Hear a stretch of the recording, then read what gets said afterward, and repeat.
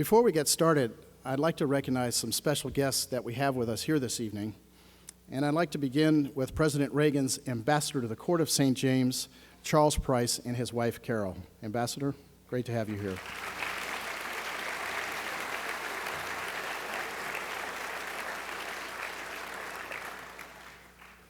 Our absolutely terrific Congressman, Elton Gallagly, and his wife, Janice. Congressman.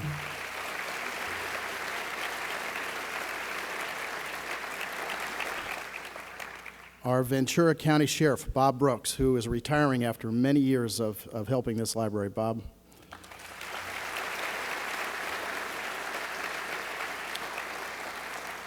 Our Thousand Oaks City Council members, Tom Glancy and Jackie Irwin, and Moore Park City Councilman, Mark Van Dam.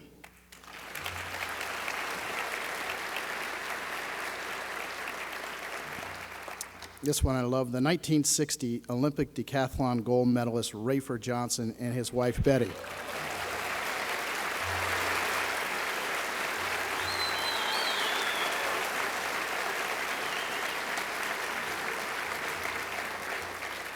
And finally, Duke Blackwood, our library director, who I think has with him tonight his father, Jack. Duke, where are you at? There you are.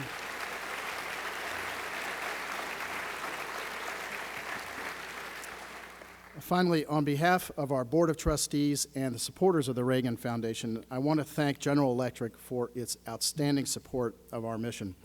GE is the presenting sponsor of the Reagan Centennial in 2011, and without them, great events like this would just not be possible. So please, a round of applause for them.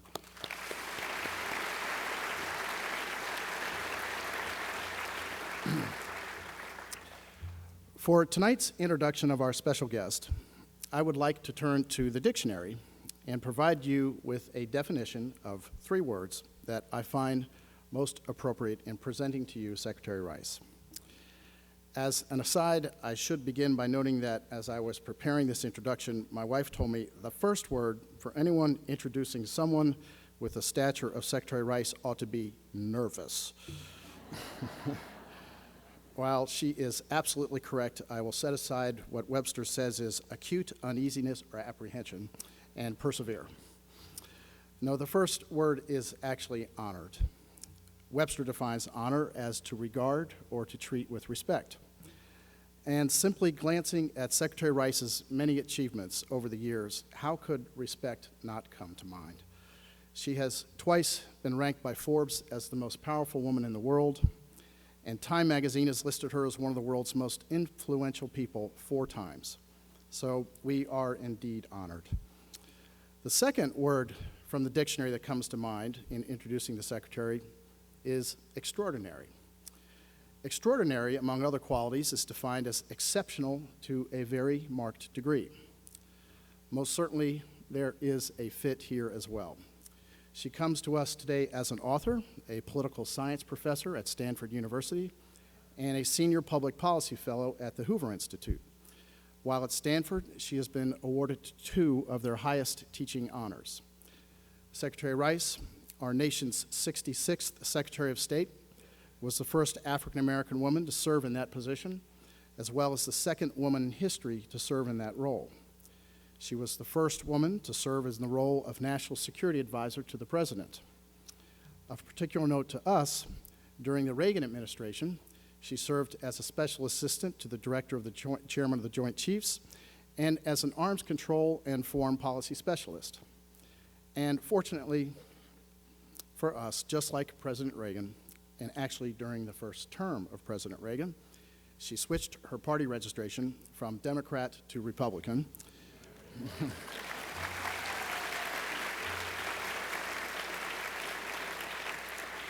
This was due in great part to her respect for his moral vision for America and the world. Finally, the third word appropriate for our lexicon this evening is thankful. To be thankful, according to the dictionary, is to be well pleased. And we are also well pleased you are with us tonight, Madam Secretary.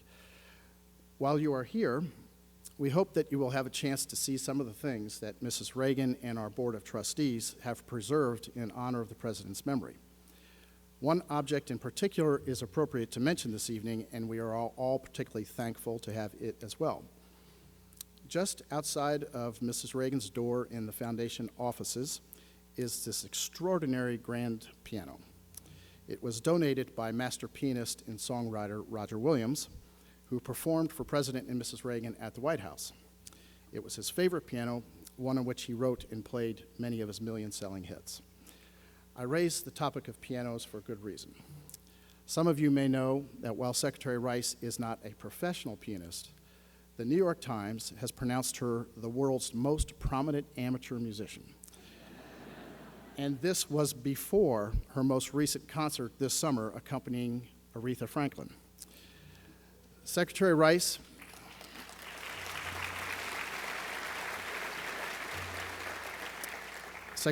we are thankful you have joined us and well pleased that as talented as you may be in music, you decided to pursue a path that has made you the very definition of what it means to be one of the finest public servants in our nation. So ladies and gentlemen, please join me in a conversation with Secretary Condoleezza Rice.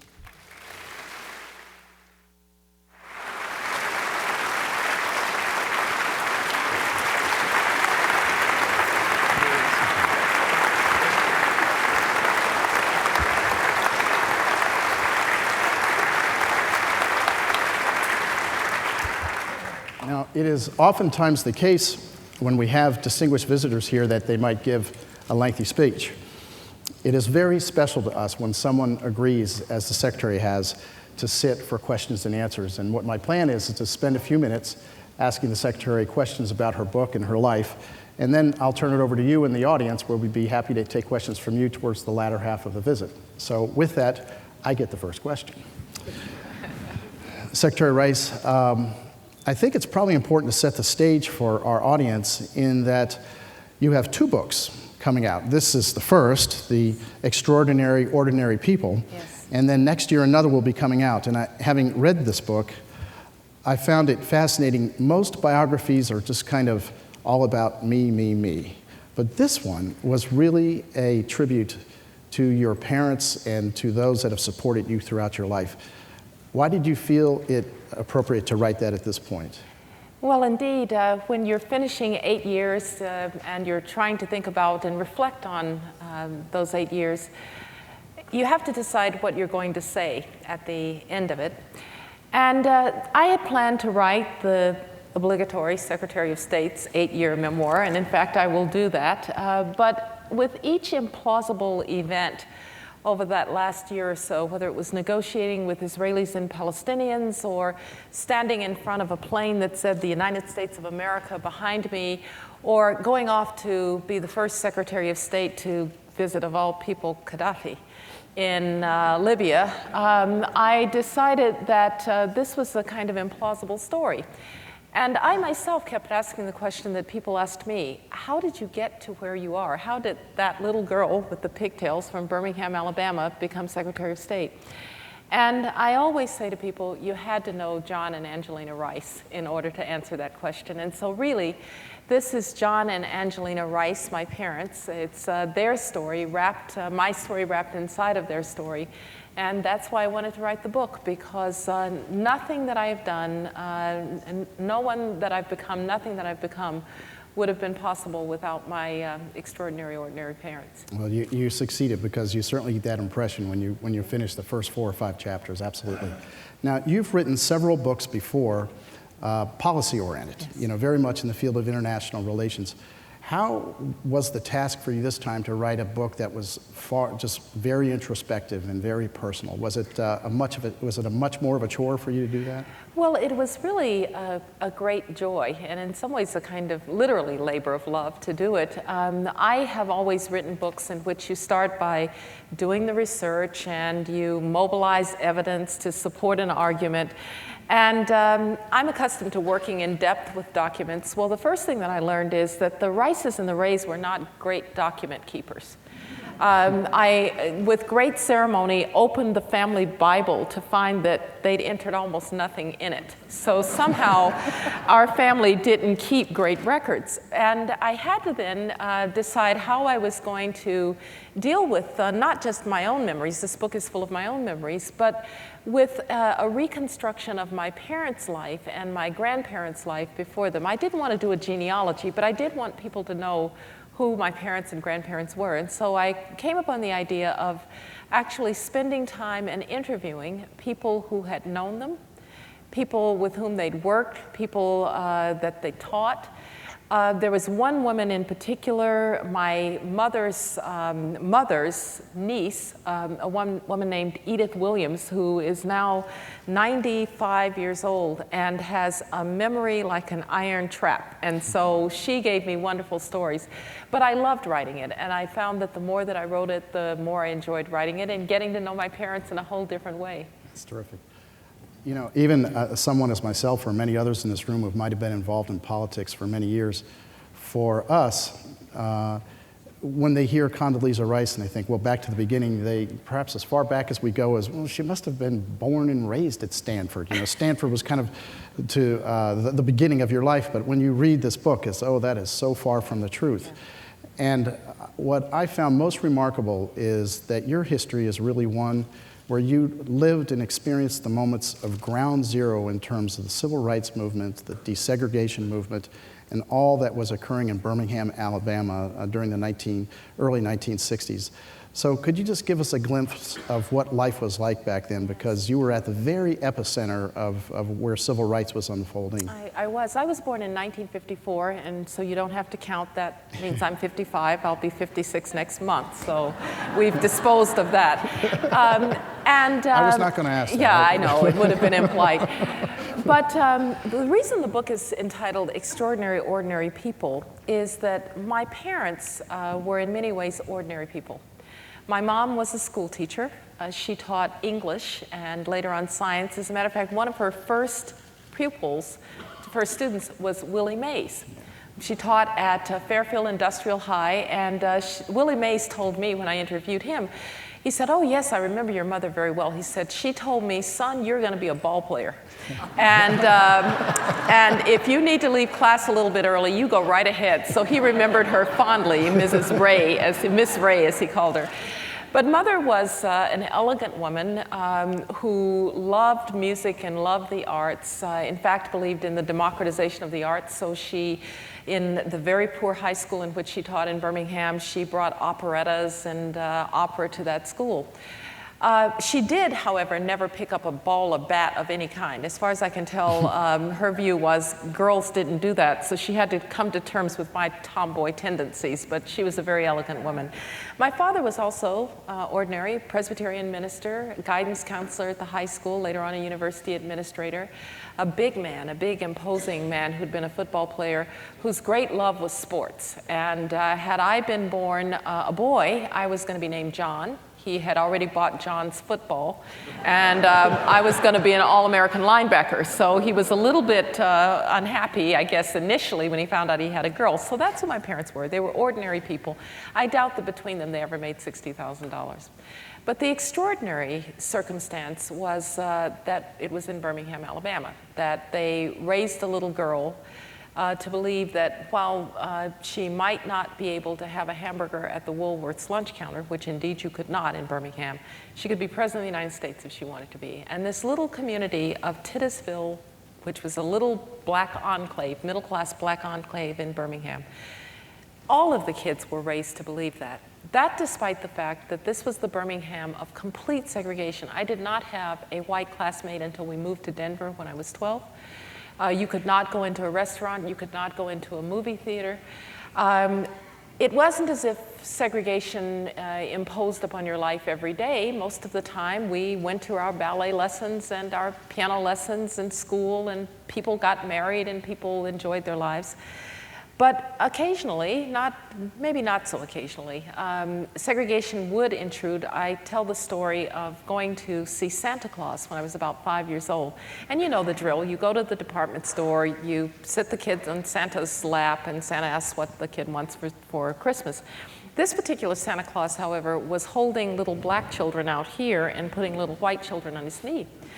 And my father, as I said, a big and imposing man, said, Angelina, if he does that to Condoleezza, I'm going to pull all that stuff off of him and show what a cracker he really is. And so there I am, little 5-year-old Condi, thinking, who's going to go off here? Santa Claus Daddy, Santa Claus Daddy.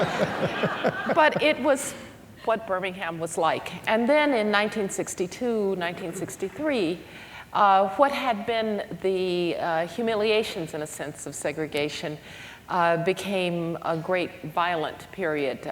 Birmingham became known as Bombingham. Bombs went off in neighborhoods all the time. I can remember coming home one night from my grandparents' house, and there was a loud thud. And at that time, everybody knew that a bomb had gone off. And so my father turned the car around and started to drive. And my mother said, where are you going? And he said, I'm going to the police. And she said, they probably set it off. This was Bull Connor, the days of Eugene Bull Connor, the horrible police commissioner. So it was in some ways a terrifying place, Birmingham. But it was also a place where, in this little enclave, all of those circumstances were simply set aside, and you were told you might not be able to control your circumstances, but you could certainly control how you responded to your circumstances. And if you were well educated, then you would be able to respond to your circumstances positively. And oh, by the way, there was no room for victims, and there was no room for excuses. Yeah, in fact, yeah.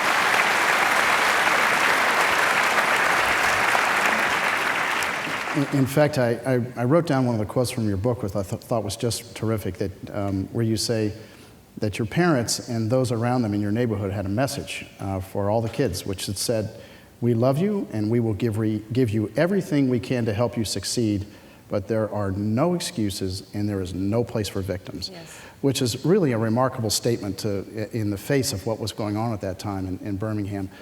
I wondered, as you wrote that, if you think there's that kind of statement is appropriate for today's times as well. I mean, absolutely.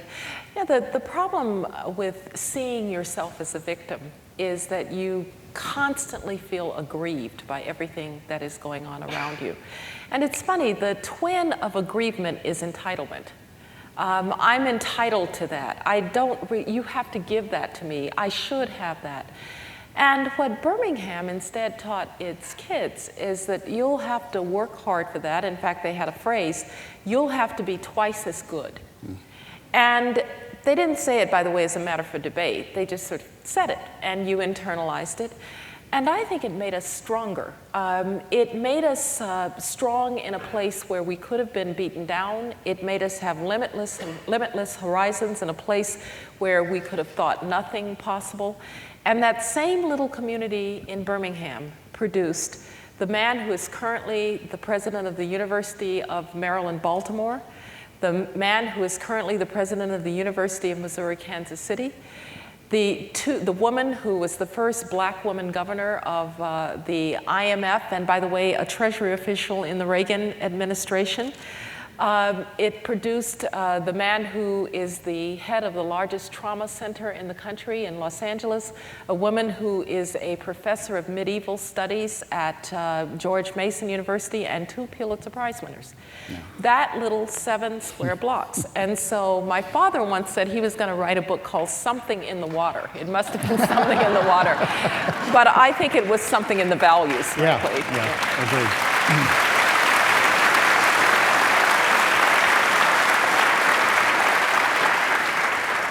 Okay, let's shift gears just a little bit here. I would like you to tell the audience how you finagled your way into getting your very first piano. Oh, yes. Well, my parents were great in allowing me to mature pretty early. So I started taking piano lessons when I was 3. My grandmother taught piano during the day. My mother and father would teach. I would go and bang at the piano. Finally, she decided to teach me. My grandmother also believed that you needed to learn progressively difficult hymns. So the first hymn that you learned was What a Friend We Have in Jesus. But the little organ that I had at home didn't have enough keys to play the bass line for What a Friend We Have in Jesus. So I said to my father and mother, I need a piano. I was not quite 4, I think. I said, I need a piano. So my parents, who bargained with me, said, okay, here's the deal. When you learn to play What a Friend We Have in Jesus perfectly, we will buy you a piano. So the next day, I went to my grandmother's house, and I sat at that piano for 8 hours, and I practiced, and I practiced. My grandmother said I wouldn't even get up to have lunch. And when my parents came home, I knew how to play What a Friend We Have in Jesus perfectly.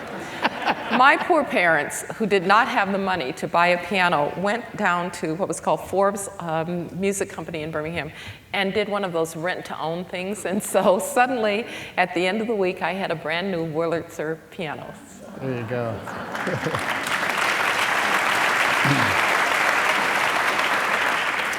Okay, one of the true confessions that I found in your book was that you admitted to, for a lifelong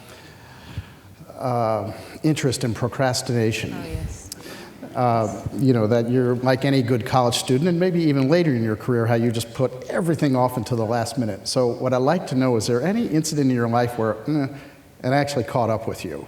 Yes, in fact, I still have a tendency toward procrastination, unfortunately, but there are a couple of things that you can't procrastinate. I was very good at writing the English paper at the last minute and getting an A. I was very good at studying for the economics test, cramming for the economics test, and getting an A. But the one thing that you can't do is cram when you're learning something that's partly physical. So playing the piano, you will not get as good playing the piano if you play 8 hours in one day as if you play 1 hour for each of 8 days. It's a physical process. But of course, I crammed for my big piano competition, and I got to the piano competition. I was playing the Mozart D major piano sonata.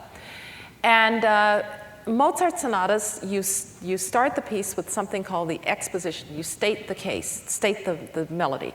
Then you develop it, and then you come back and you recapitulate the melody, and that's called sonata form. Well, I played the exposition, stated it, and ended the piece before I had played the middle. Because somehow in my procrastination, I hadn't learned it well enough. And I was devastated. Now, it is true that the judges said that what I had played was good. Of course, I'd only played about a third of the piece. But that taught me an important lesson, never to procrastinate when it came to music. Very neat.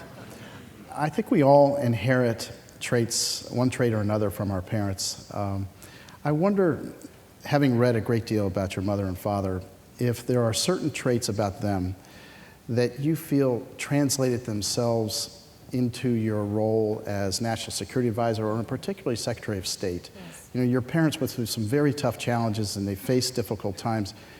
I wonder, did you see your father, your mother, speaking or working through you in some way in those very senior positions? Yes. I always said that being brought up in Birmingham, and as I said, learning that circumstances shouldn't control you, circumstances shouldn't crush you, it was very important, both because those are hard jobs, Secretary of State, National Security Advisor, and you have to learn to get up and keep going.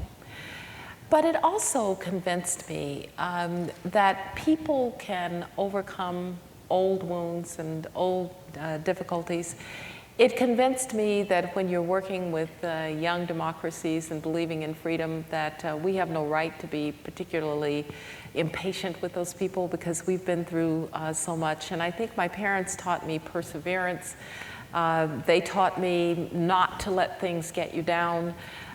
They taught me to try and be cool under pressure, that if you're running around with your hair on fire and everything's a problem, you're not going to get anything done. And I'm very grateful to them for that. I think my mother also taught me that one can be feminine, one can be completely at home in one's skin as a woman, and one can still have strong views and have a career and be very happy in life. And I'm very grateful to her for that. But so many times when I was flying into a war zone in Baghdad or Kabul, I could almost hear my parents say what they were fond of saying, which is, you're well prepared, and you're God's child. He'll take care of you. And that's the strongest foundation that anyone can give you. That's great. There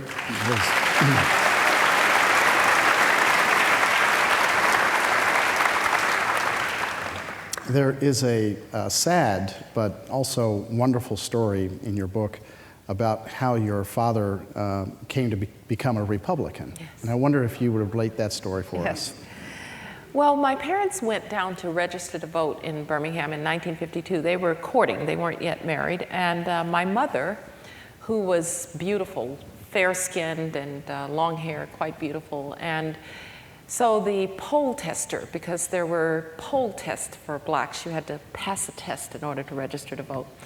He said to her, so, what do you do? She said, I teach school. He said, so you probably know who the first president of the United States was. And she said, yes, George Washington. He said, fine, you can register. Then he looked at my rather intimidating dark-skinned father and he said, how many beans are in that jar? And there were hundreds of beans. And of course, my father couldn't count them. And so my father was very devastated by this. And he went back and he was talking to an old man in his church, Mr. Frank Hunter. And Mr. Hunter said, oh, Reverend, he said, I'll show you how to get registered. He said, we'll go down there and there's this clerk. And she's a Republican. And she's trying to build the Republican Party. She'll register anybody who'll say they're a Republican. And so, you know, despite the fact that you didn't actually register by party, I suspect that what this woman did was that in exchange for registering, maybe you'd join the Republican Party, and my father did. And he was a lifelong Republican his entire life. So.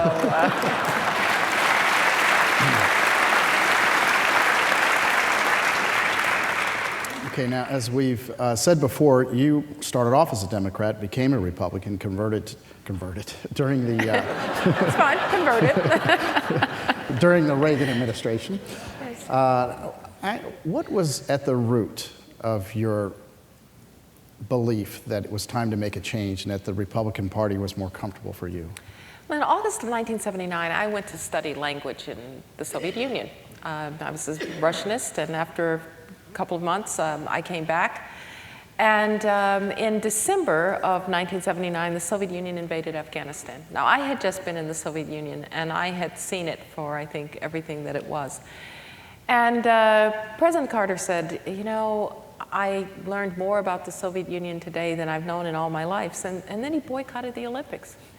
And I thought, is this the best that the United States of America can do in confronting the Soviet Union, this big, aggressive, terrible, amoral power?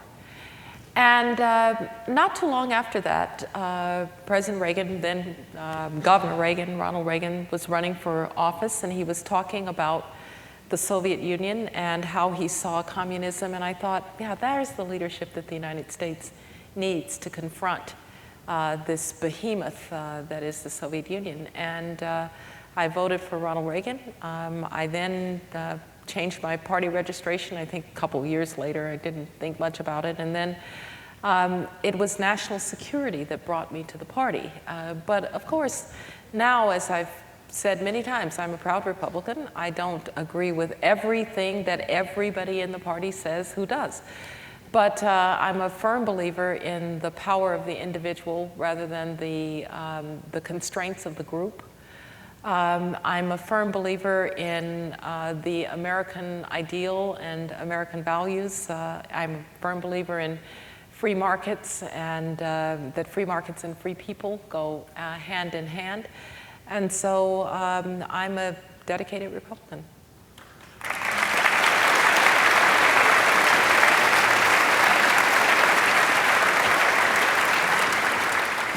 I certainly don't want to give the book away for those that haven't read it yet, but there is a really interesting passage that I see as making some news since your book was published towards the end that was all about the fact that you almost had to turn down working for President Bush.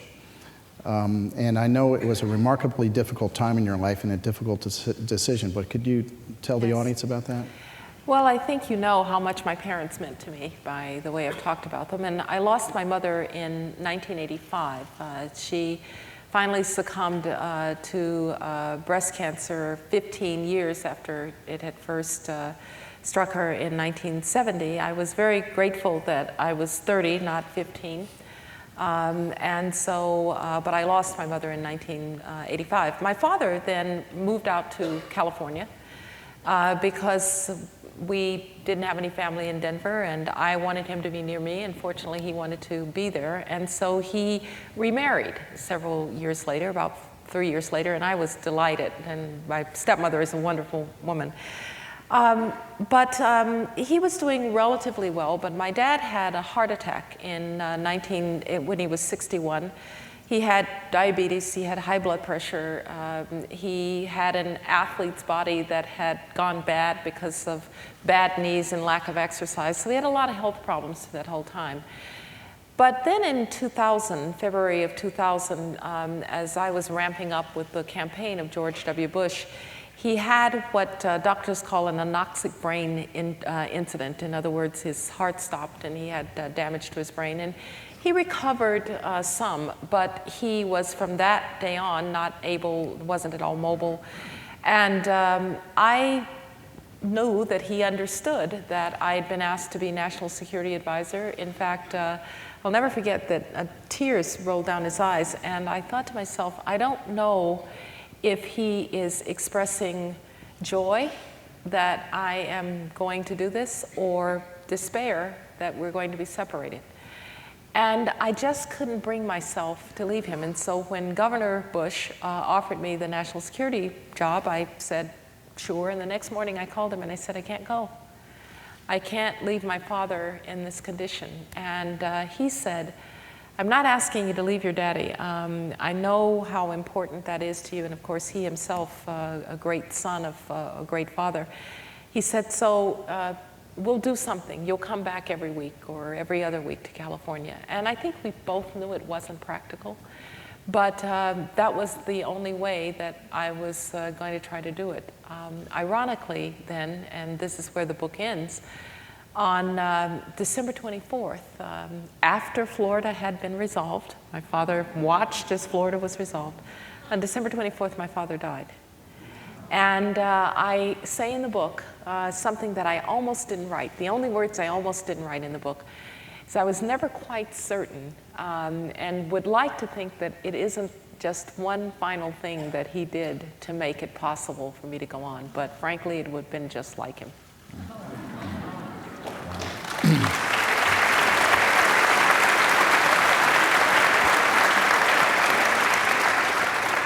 I have about 150 more questions, none of which I will ask because I'd like to give you all the chance, so please be thinking of one as I ask my last question, which is, of course, the most important. Will we see Stanford in the Rose Bowl this year? Well, now, I never, ever jinx my teams. But I have to say, I'm loving watching the Cardinal play this year. And it's fun because they're very tough. They play the kind of football that I like, which is kind of smash mouth, let's run it at you. And I don't know, I know I'm in Southern California, so I'll say this gingerly, but I don't know if you all saw the hit that our quarterback put on the USC player who had recovered the fumble. This is a great group of kids, and they're really fun to watch. And I don't know about the Rose Bowl, but I'm keeping my post-Christmas time free this time. Very good, then. We'd like to take some questions from the audience. If you've got one, we have staff that are roaming each of the aisles that will have a microphone. The only request I make is that if you have one, if you could wait till they put the microphone in your hand so that we can hear the question. And we'll start right over here. Hi, my name is Christina, and I had read General Tommy Frank's book, and when he had got a call from Dick Cheney when he was in Afghanistan about maybe invading Iraq, I was just wondering if you were consulted and how that all came down at that time, because it seemed like the way General Tommy Franks talked about it, it was like, oh, by the way, what do you think about invading Iraq? That's the way he sort of talks about it, and it's sort of and I was just wondering how were you involved in some of those decisions? Sure. No, it was a very deliberate process in terms of whether or not it was time to remove Saddam Hussein and whether that needed to come by military force. Starting all the way back in the spring of 2003, when we were getting consistent reports that Saddam Hussein continued to talk about Kuwait as a province of Iraq. Now what we know to be erroneous intelligence that he had rebuilt his biological capability and his chemical capability and could be as little as a year from having a crude nuclear weapon. And we went through a very deliberate process of assessing the threat, a very deliberate process of looking at the potential for military force, a very deliberate process at looking at what we would try to do in the aftermath, and then a very deliberate process of trying to get Saddam Hussein to leave peacefully, either to allow inspectors in to really get a handle on what his weapons of mass destruction capabilities were. He said there was at one point, the Egyptian said he wanted $1 billion. We said, done, if you'll leave. And so it was a very deliberate process, and I, as National Security Advisor, helped to organize that process. Yes, right over here. Thank you. To what do you ascribe President Bush's rather sunny assessment of Vladimir Putin, and did you agree with that assessment? Well, I have thought a lot about that moment, and let me be very clear. When we first met Vladimir Putin in 2001 in Slovenia, he was almost a little bit shy. He was not the Putin that we've come to know, you know, bare-chested and hunting tigers. That's an artifact of much later and the high price of oil, I think.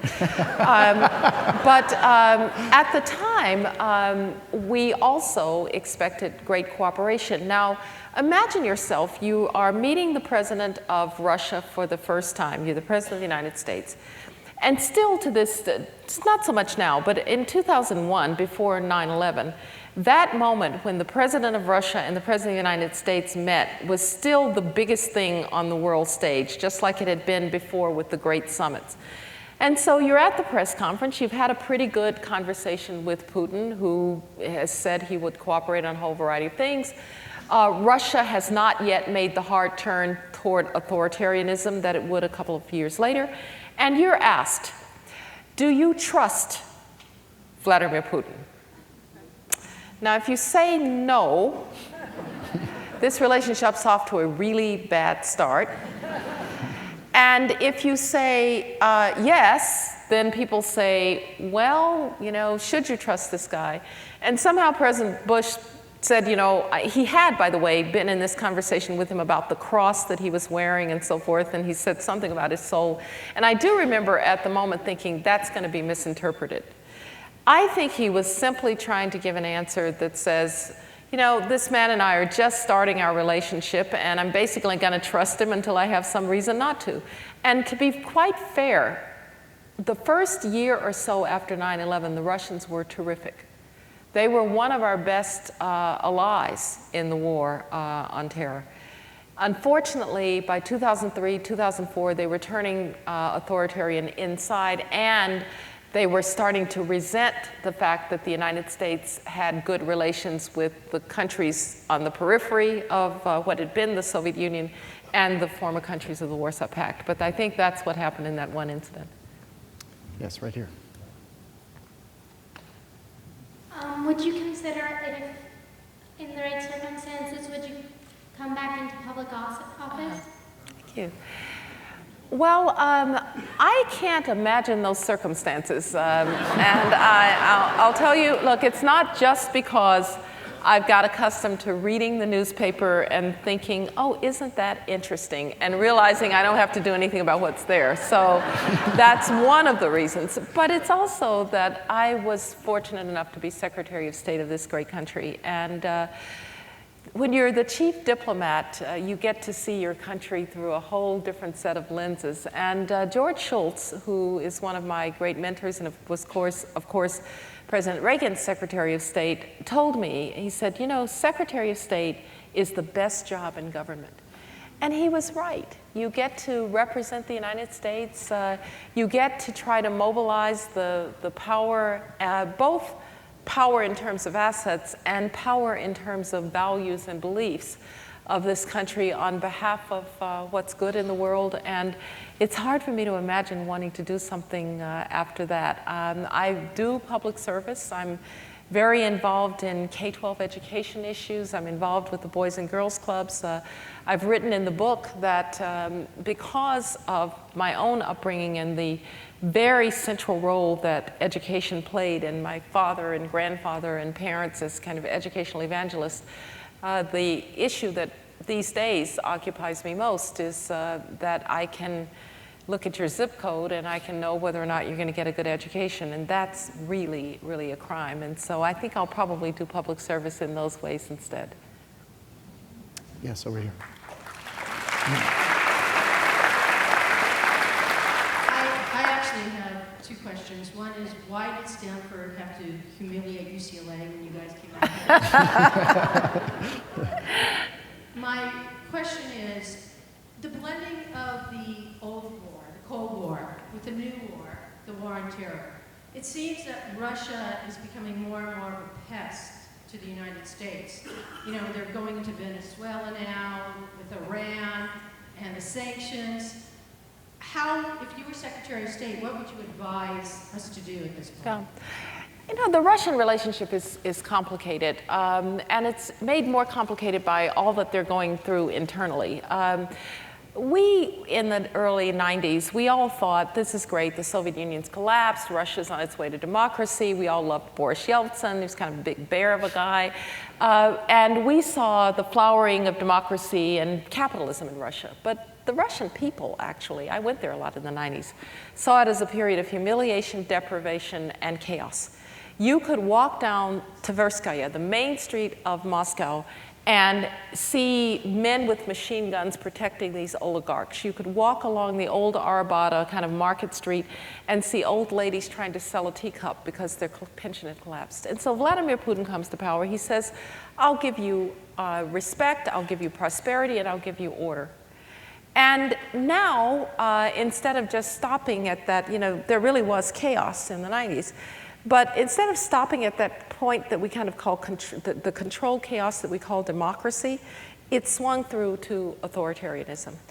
That then has complicated their foreign policy because the other half of that walnut, internal authoritarianism, tends to be a sense of empire in the foreign policy side.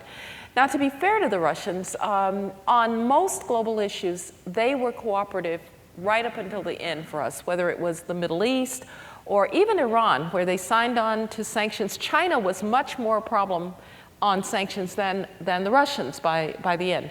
The Russians were very helpful on North Korea. Yes, they did some annoying things, and I remember exactly the incident you're talking about. They flew two bear bombers down the coast of Venezuela, down the coast of the Western Hemisphere, to demonstrate their support for Hugo Chavez. And you know, sometimes in foreign policy, you're better off to call a spade a spade. So I called up Sergei Lavrov, the foreign minister, and I said, Sergei, do you really believe that anybody thinks that you're flying two anachronistic bear bombers that are older than I am down the coast of Venezuela somehow changes the balance of power in the Western Hemisphere? What are you doing? I said, and oh, by the way,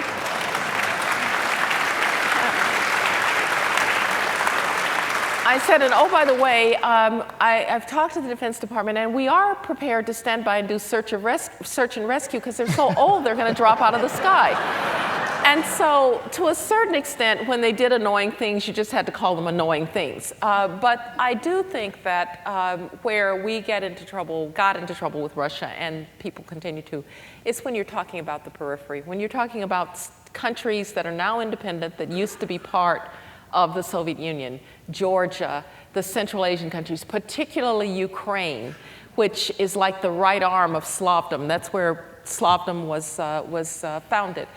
And there, I think you have to stand up for the proposition that these are independent states, independent countries that have the right to have the friends and allies that they wish to have. And don't back off on countries that are part of NATO that used to be a part of the Warsaw Pact. allowing the Russians to somehow recreate the politics of the Cold War doesn't make any sense. They lost the Cold War. I think they understand that. And so people have to deal with that reality. But on most issues, and by the way, especially in the war on terror, they were pretty good allies. I think we have one up here. Thank you, Ms. Rice. I just wanted to say on behalf of global women, thank you so much for the example that you set for all of us.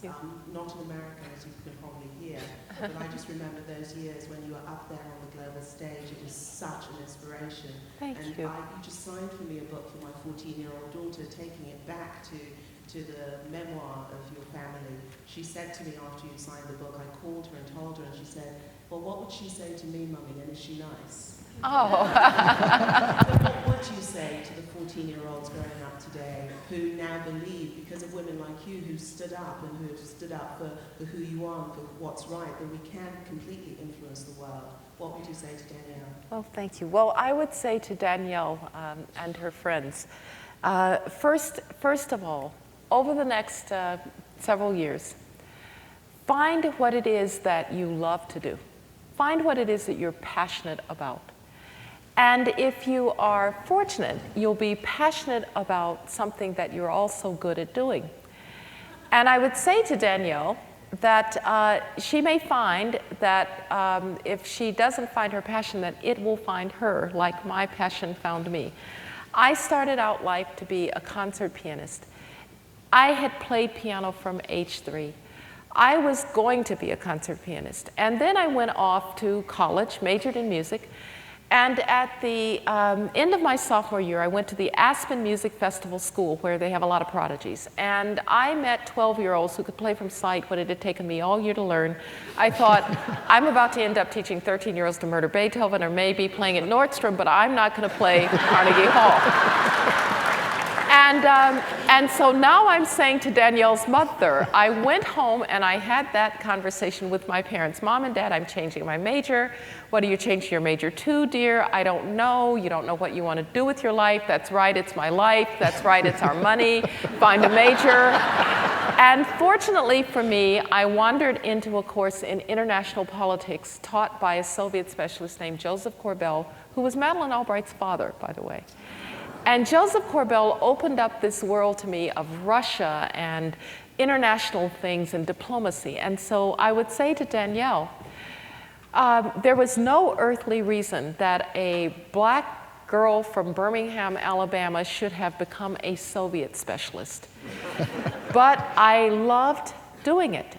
And one day in May of 1990, when President George H.W. Bush had asked me to bring Gorbachev back to California during his summit here, I was sitting on the White House lawn in a helicopter, taking off with Gorbachev and Raisa Gorbacheva, and I said, you know, to myself, I'm really glad I changed my major. This was a good thing.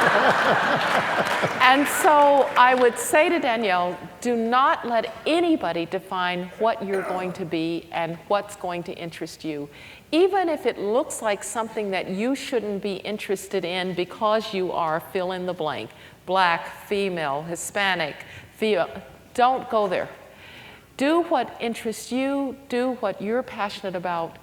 Work very, very hard at it. Work hard at things that are not easy for you, because it is all too easy for students in college to high school and college to just do the things that they're good at. So if she's good at math, tell her to write a lot. If she's good at writing, tell her to do a lot of math. And finally, don't try to plan every step from now until she's 35 or 40. Just plan the next few steps, because when my students come to me and say, how do I get to do what you do? And they really mean, how do I get to be Secretary of State? I say, you start out as a failed piano major and you go from there.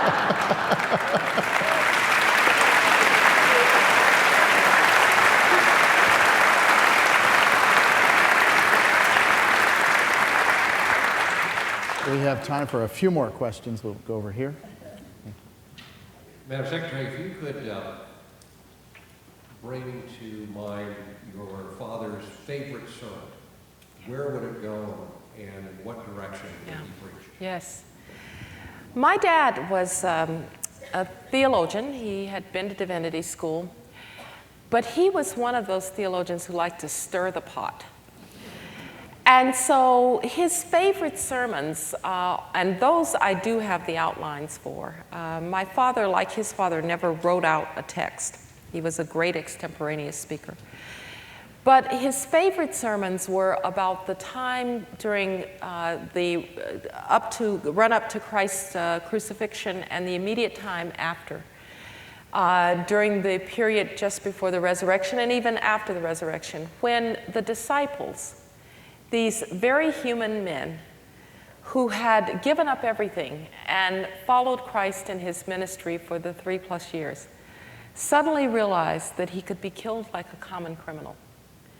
And when they didn't quite understand what was going on, and they were scared, and they were disbelieving, and they were terrified of what lay ahead, he always said there's that one part of Scripture, "In my Father's house are many mansions. I go to prepare a place for you." And he said, I could imagine him saying to them, "You know where I'm going." And they're saying, "No, the problem is we don't know where you're going." And he used those moments with the disciples, the men who had walked closest to Christ, as an illustration that it's all right to have questions. And it's all right to have doubts. And you will not be condemned for struggling with your faith. And those were his best sermons, I think. And I think because he, with me, allowed me also not to allow my intellect and faith to become enemies of one another, but rather to use them together to struggle with faith. I never went through one of those crises of faith that people of the mind often go through. I always knew that it was all right to struggle. But probably his most controversial sermon was one in which he took a rather sympathetic view of Judas and what it must have been like to be Judas, not knowing quite what your chosen role was in the great unfolding of this story.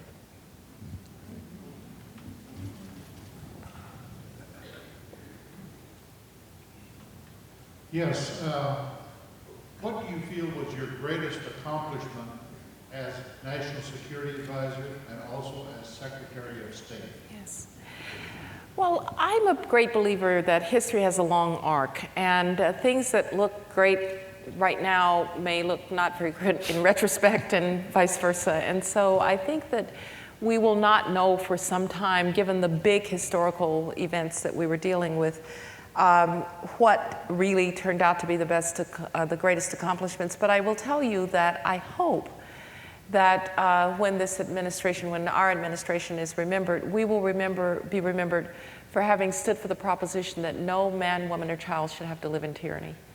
That the United States of America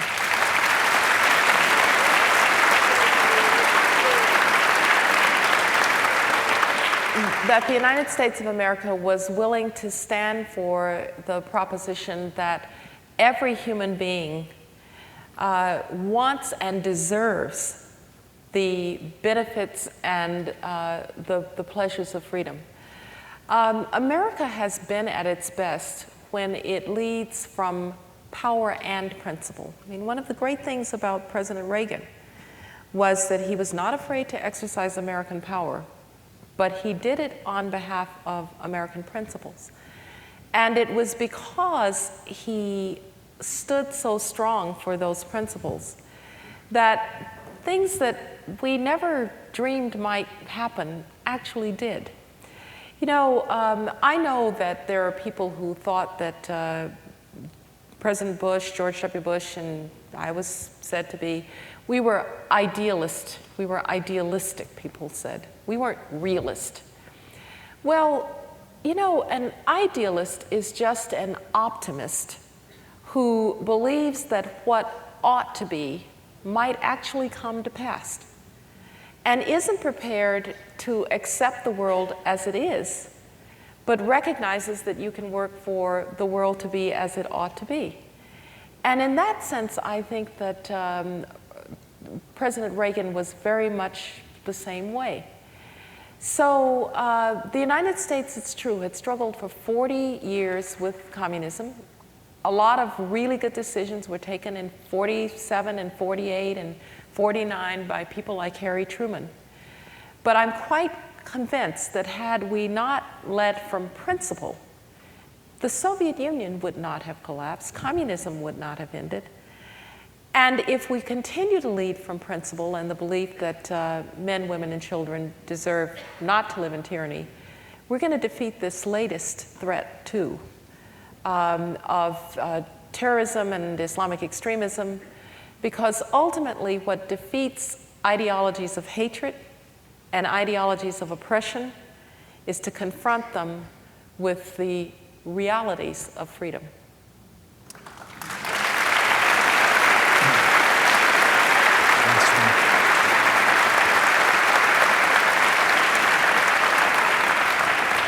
We have time for one last question right over here. Madam Secretary, Yes. first off, on behalf of my family, I know millions of families, your steadfastness and loyalty to the administration is almost like the saying is family is the most important thing. So thank you for keeping us safe. And two quick questions. I went over that rumor always came about back to football. The commissioner aspirations. And second, what's your view with, with the Soviet Union, their ties with Cuba and how it went down?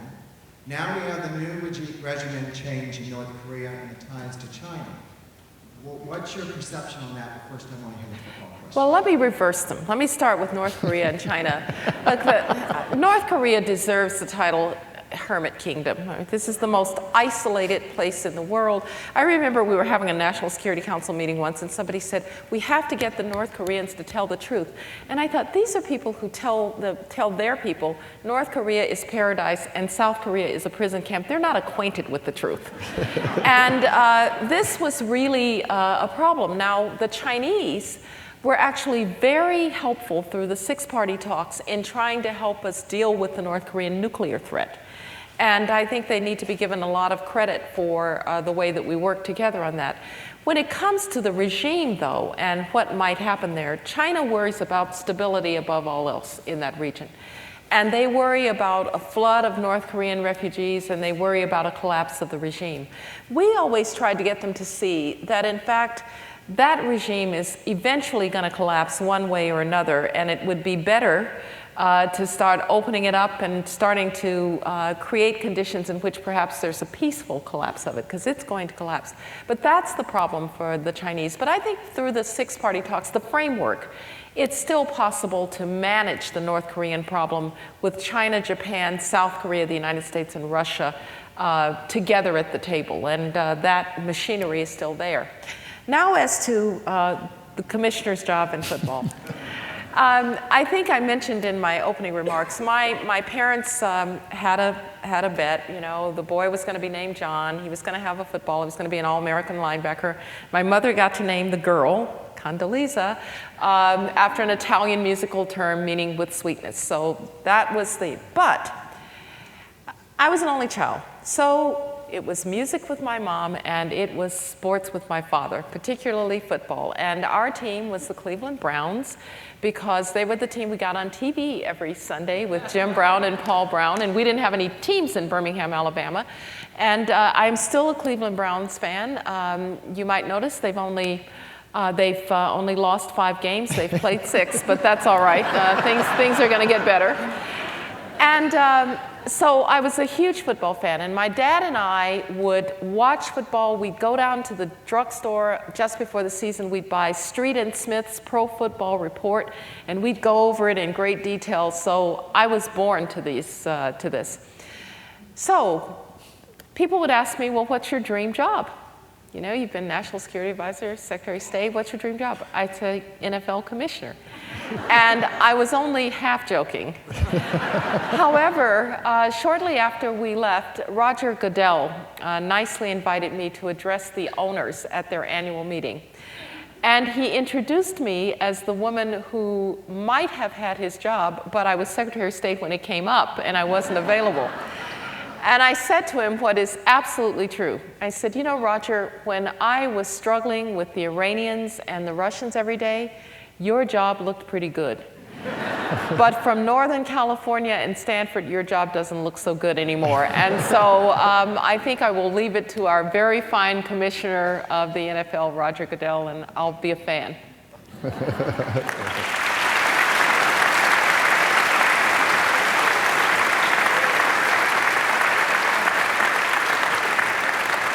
Well, you've just been so terrific, Madam Secretary, and we're so delighted to have you here. All of us just want to thank you, and one round of applause for a wonderful Secretary of State.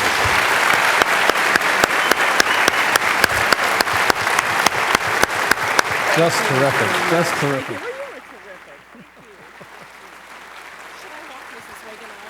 Yeah, I'm going to ask everyone to remain in their seats. All right.